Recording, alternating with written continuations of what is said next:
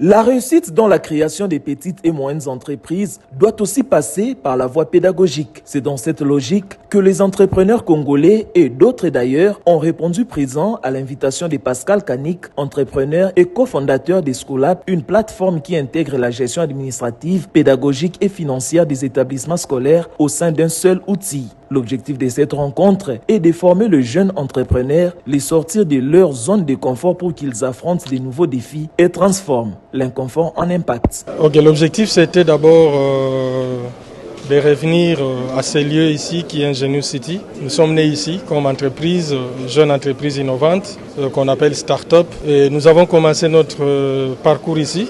Nous sommes déployés dans d'autres pays africains. Et après ces 8 années de travail, il était de notre devoir, dans le cadre de la responsabilité sociétale, de revenir dans cet écosystème, dans cet incubateur, pour partager notre expérience avec d'autres jeunes qui sont ici, dans le but de lancer notre programme School Up Startup Academy, qui va se concentrer sur la vulgarisation de la culture entrepreneuriale et aussi sur la formation des jeunes à l'entrepreneuriat.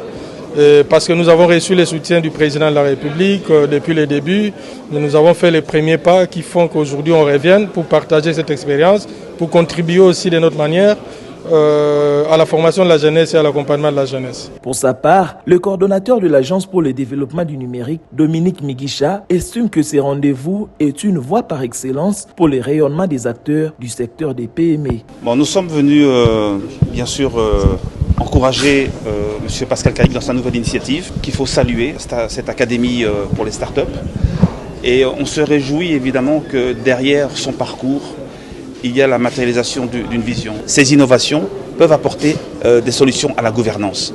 C'est le cas avec School Up, avec ce qu'il a mis en place, le diplôme électronique, le e-diplôme. Et donc c'est bien la preuve que le chef de l'État a eu raison de miser sur la jeunesse, sur l'entrepreneuriat, pour finalement accompagner le développement socio-économique de notre pays. Mais ce sont les entrepreneurs qui vont, eux, créer les emplois pour la population congolaise. Et c'est comme ça que tous les pays se sont développés. Et de ce point de vue-là, dans le secteur des technologies, c'est un secteur d'avenir. On ne peut que saluer les initiatives comme Ingenious City qui encadrent ces entrepreneurs parce qu'ils doivent être formés, encadrés pour pouvoir développer leurs projets. Entreprendre avec les moyens du bord de la RDC vers l'Afrique, c'est sur ces sujets que ces entrepreneurs ont axé leur réflexion avec l'appui d'Escolab et Ingenious City.